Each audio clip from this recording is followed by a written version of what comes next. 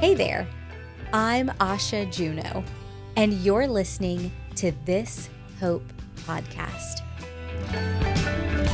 You being here is no small thing, and my hope is to fill your ears and your heart with words that invite us to lean in, stretch out our arms, and take hold of what will satisfy our souls. Wherever you are, wonder, connection, and hope are within reach. Come and see.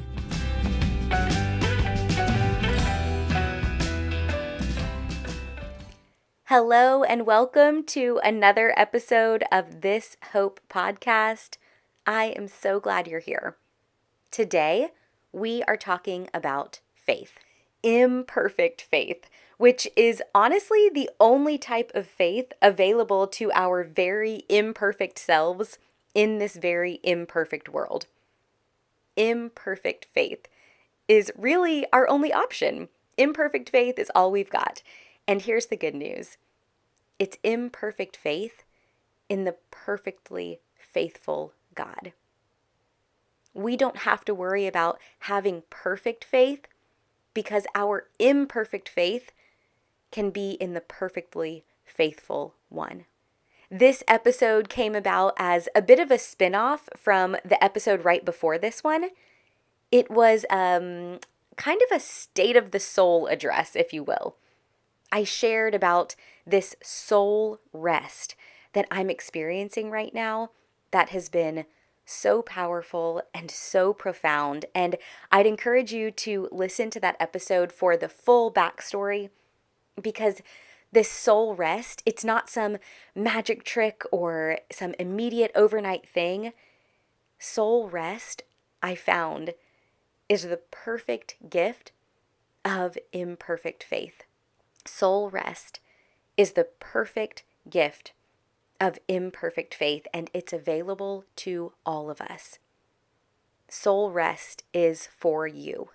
Through faith, you can experience soul rest. And that may be an exciting thing, that may be terrifying. It depends on your relationship with faith, because faith can be intimidating.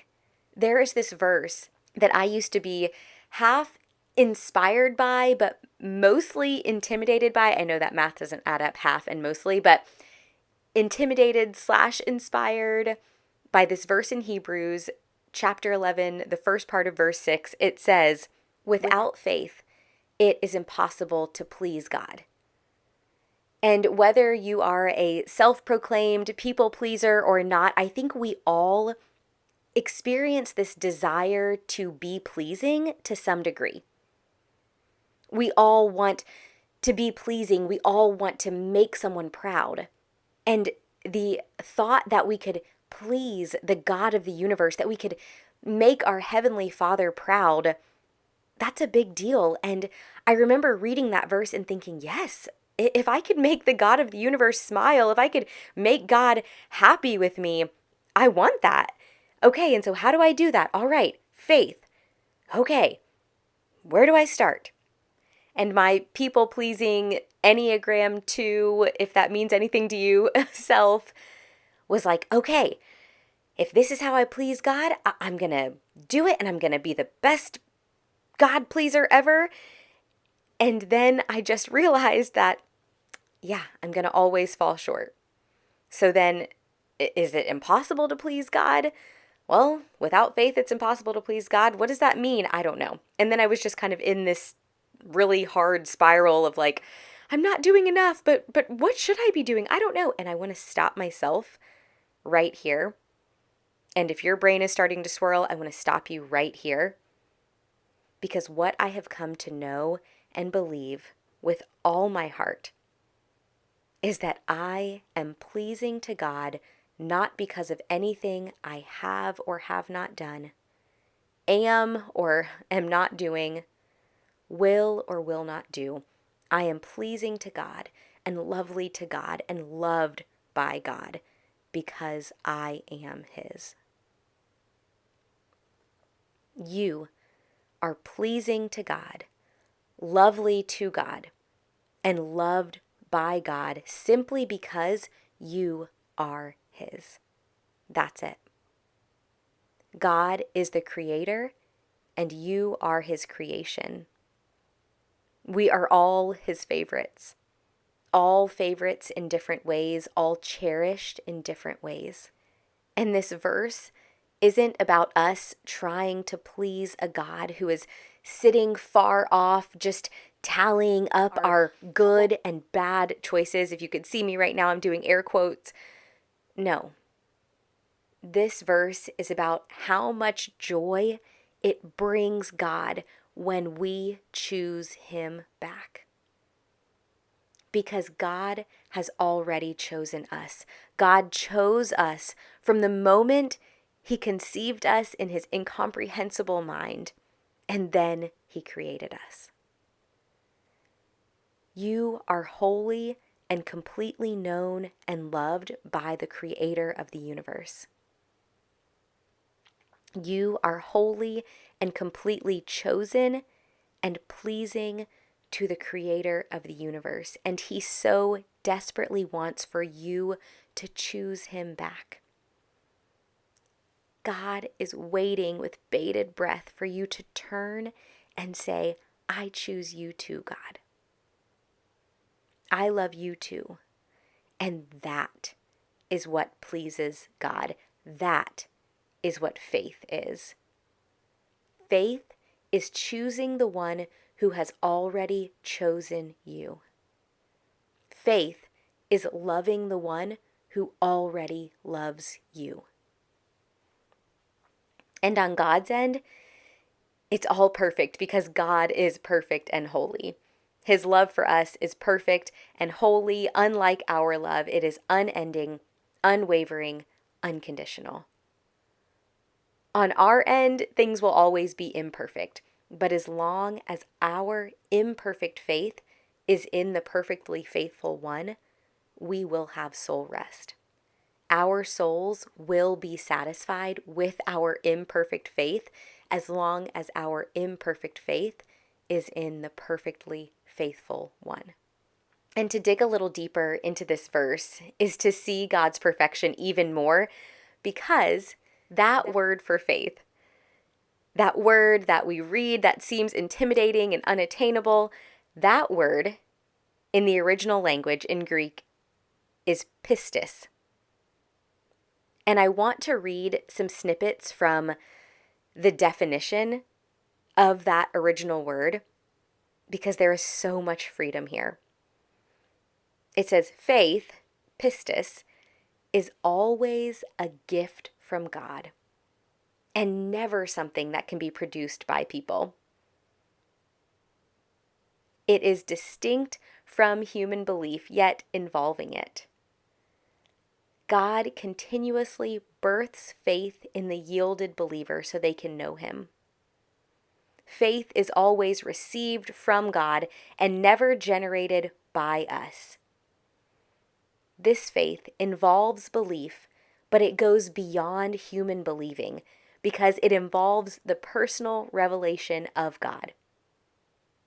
Faith is always God's work. Our believing has eternal meaning when it becomes faith believing by the transforming grace of God. So this faith that pleases God is a gift from God. God's already done everything. He created us. He is so pleased with us. He loves us. And all we have to do is turn to Him and love Him back. That's what pleases God. That's what makes the God of the universe smile. That is what brings joy to God, is when we choose Him back. And He makes Himself so known in this world through His creation so that we see it and we receive this gift and then we just turn to Him. So this faith that is pleasing to God, that at first seems so intimidating, is actually the easiest thing. It's receiving God's love, receiving the truth that He has chosen you. He is so pleased with you. He loves you wholly and completely. And then saying, I want that. I want that love. I choose that love too. That is faith. This faith, this word pistis, is mentioned in another verse. It says faith comes from hearing, and hearing from the word of Christ. So that's it. How do we get this faith? How do we take that first step in choosing God? How do we make that turn to where we say, God, I want to choose you back? You hear the word of Christ, the gospel, the good news of Jesus Christ, the truth of God making a way for us to get back to Him. And so I want to share my interpretation of the gospel in hopes that you will hear this and have fresh, renewed faith, or maybe you'll hear this for the first time and decide, yeah, that's what I want. This is not perfect. I tried and tried to write something that captures the simplicity and the complexity of God's love, and I will never be able to do that. This is my best attempt at conveying the gospel of Jesus, God's love for us. There is one holy God, completely and incomprehensibly set apart. God is like no being, and no being is like God. God has all power, all knowledge, and all love. God is love. Perfect, pure, holy love, set apart and like nothing else. Out of His holy love, God creates. God created every good thing, but none as special to Him as us. God made human beings in His own image. He made us from Himself and for Himself. We were made from holy love and for holy love, and our souls will settle for nothing less. Holy love is our only satisfaction and the only way back to wholeness. We need a way back because sin told us we didn't need God. We could do better, and we believed that lie. We thought we could be our own gods, but believing that lie led to brokenness, death, and eternal longing. Without God, we cannot be satisfied. Because of His holy love for us, God longs for us too. Before sin, before separation, before longing, God made a way to bring us back, satisfy our souls, and make us whole again. Jesus. Jesus is our holy God's heart on full display. Jesus is holy love.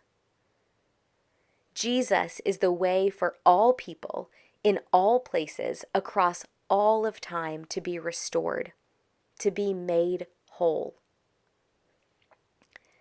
Jesus' life proves God's relentless pursuit of us.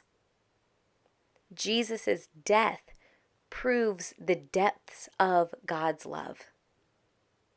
Jesus' resurrected life proves God's power over sin and God's unmatched authority to bring us back to life. Look to Jesus and see God as He truly is.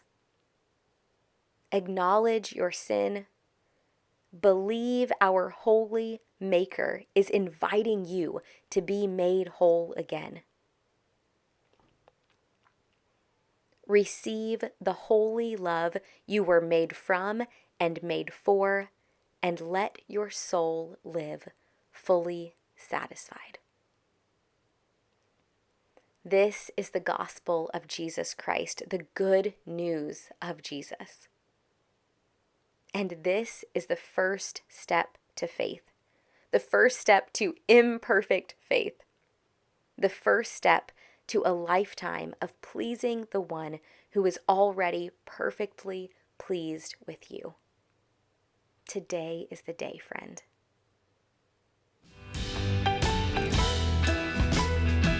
This Hope podcast is a series on the Wellspring, Pensacola podcast. You can expect new episodes right here on the 1st, 3rd, and 5th Tuesdays of every month.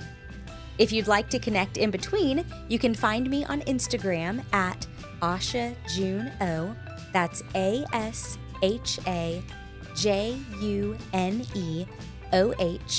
or at ashajuno.com. Until next time, sending you hugs and hope.